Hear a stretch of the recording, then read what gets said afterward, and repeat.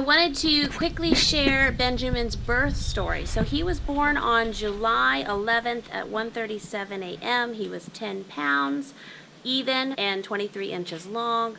Now the day before, it was actually, he was due on July the 9th, and I usually come within a few days before or after my due date.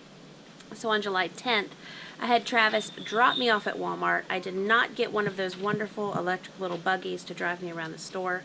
I had a small list, and I was determined I was going to walk around the store and just get some good exercise in and hope that it helped along those contractions that I wanted to start. So he dropped me off, and of course all the school supplies are out. So I filled a whole cart between notebooks and crayons and glue sticks and just various odds and ends. I definitely went well beyond my list, but I spent 2 hours walking around the store, so I thought, hey, it's an investment in having the baby. And by the time I got out of there, Travis and I went out for some lunch. We got home, and I took a nap. And it was later in the evening. I don't really remember what else we were doing that evening except relaxing and being on baby watch. So about 7:45-ish to 8 o'clock, I started to realize that some irregular contractions felt like they were starting to actually pick up a little bit.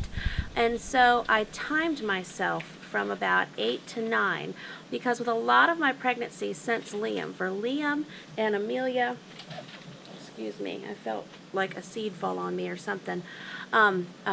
Just part of living in the forest. You never know what's falling down on you. Anyway, since baby Liam and Amelia and Daniel, I've had usually several days of that prodromal labor, just contractions that, you know, I might have them for an hour or two, and then I fall asleep and wake up the next morning, and, you know, nothing was super productive. So within that hour from 8 to 9, I had contractions that were coming fairly on schedule every few minutes, and since we live, you know, at least an hour away from anything, by 9 o'clock I said, okay, I've actually been having contractions now. They were mild, but again, they were coming with a pattern, and they also, when I got up and walked around, or if I laid down, you know, if I changed positions, they were still coming. So at 9 I said, Travis, let's go ahead and drive to the birth center because that will take us at least an hour, and then we will know if I have another hour of these contractions and they start getting closer together and, you know, they start getting more intense and all that, we'll at least be there. Or if we drive all the way there and nothing's happening, you can at least take me to Cookout and get a peanut butter and banana milkshake and head back home. So, and my mom was here by that point. So we decided, since I was not planning a home birth, we were going to go ahead and go for the drive. So we got to our city. We probably didn't end up leaving our house until about 9:30. And then we got to our city where the birth center is about 10:30-ish. Because high priorities, we did go through Cookout, and I got another barbecue sandwich and milkshake because that was my favorite towards the end of pregnancy meal. And then we got to the birthing center about 11:15, and during that whole time, from about 8 to 11:15, are you playing with the kitty? Okay.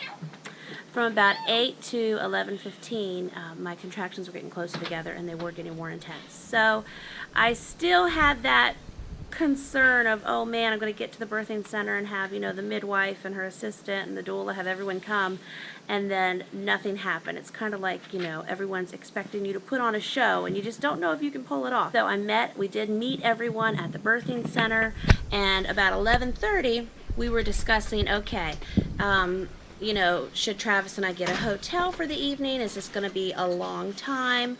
Or do we just want to wait at the birthing center for about an hour and see what happens? We definitely did not feel like we should go back home. So anyway, I said, because I was tired, I said, how about I just lay down for 30 minutes and we see what happens? Well, during that time, and let me show you, I got so many little artists here. We've got like the artist pool happening. Beautiful rainbow.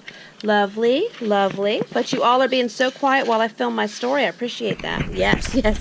Liam's doing sign language at me. He's saying yes.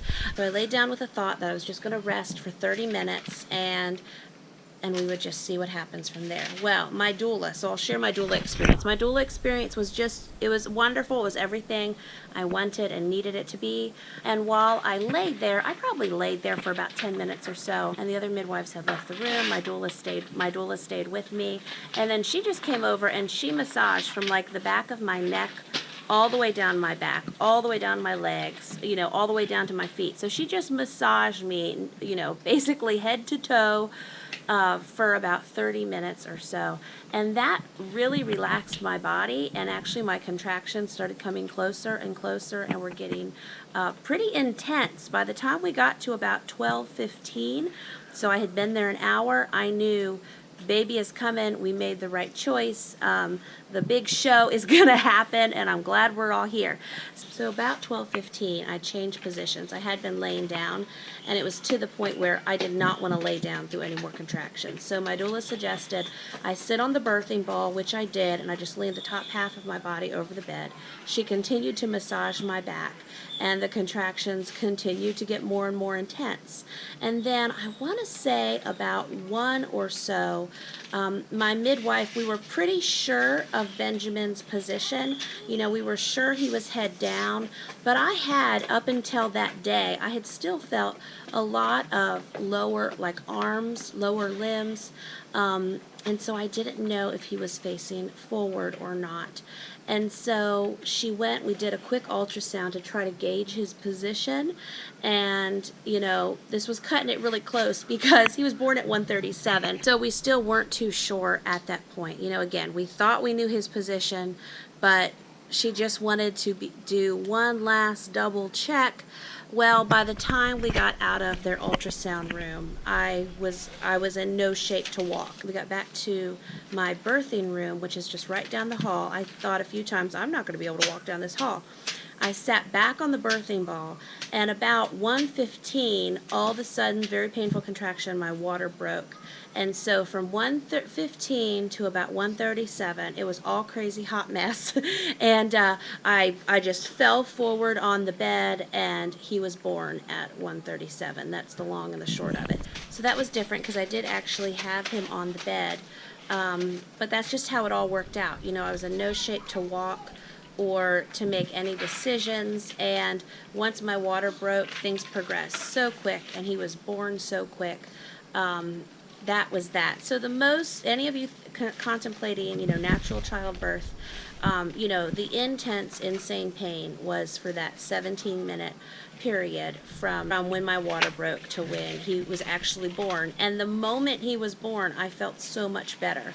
So I'm going to say it was probably took from, you know, like 1:37 to about 2:30 for, you know, him to be cleaned up and for me to be situated and all of that. And so from about 2:30 to, I don't know, Travis and I went back and forth, you know, looking at the baby and napping. So probably until about 7 or so we napped. Then there's a local like tropical smoothie that I always like. It's just, I'm always about the smoothies and the milkshakes. So I sent Travis out about 7:30 to get me a breakfast wrap and to get me, of course, a big peanut butter and banana smoothie from that restaurant. And then he came back, and I ate, and we slept for about another hour. Meanwhile, you know, they had come in, and we weighed the baby, and they, you know, other tests and things that needed to be done, and we left there about 9:30. And we got back home. Of course, we introduced him to all the kids, and we did pictures of everybody holding him. And then we went back to sleep, back in our room. And so, of course, I'm a breastfeeding mom, and he just breastfeeds on demand. That's how the last almost 2 weeks have been. And that's the long and the short of it. I feel like you guys will have some other questions about how things went. That's just honestly everything I can think of at the moment. This is my second time going to the birthing center. One question I got in my Welcome Benjamin David video, someone had asked if the natural birth in the birthing center was everything I hoped and wanted. It was. It was just as well as Daniel's birth, which was my first natural birth. That was my last baby. and it was even better in many ways. And I healed really quick. I did not need any of those padsicles I made a few videos back. It's just my body responds very well to just doing a natural birth and not having a lot of hospital interventions and IVs and epidurals and things. It's just easier and quicker for me to heal. And so I do believe it's going to start raining here, and it's getting later in the evening. And I have 2 other videos I'm going to attempt to film with my baby up here under my chin. And so that's it now. Just a real quick, hey, Benjamin's birth story. Any questions, just ask me in the comments. And because I'm sure I'm forgetting something, but you guys will let me know. Bye-bye.